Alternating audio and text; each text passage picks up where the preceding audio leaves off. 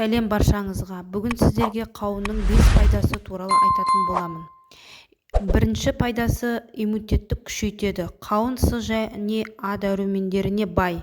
Бұл иммундық жүйені нығайтып, суық тию мен түрлі инфекциялардан қорғайды. Екіншісі ас қорытуға көмектеседі.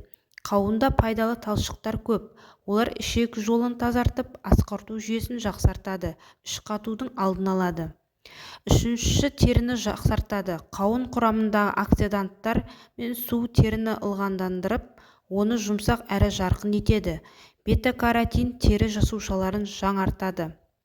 Төртіншіден, жүрек саулығына пайдалы.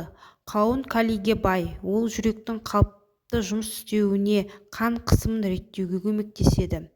Бесіншісі, ағзаны тазартуға көмектеседі.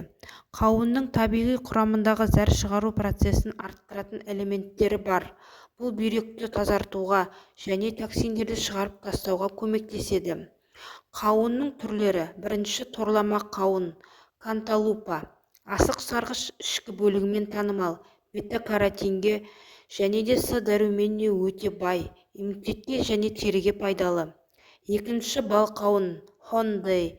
Ашық жасыл түсі бар, дәмі тәтті әрі жұмсақ, қан қысымын реттейтін, калийге және В дәрумендеріне бай. Қазақтың жергілікті қауындары. Қою тәтті, бал сияқты дәмі бар, көбіне ұзынша және сопақ формада болады.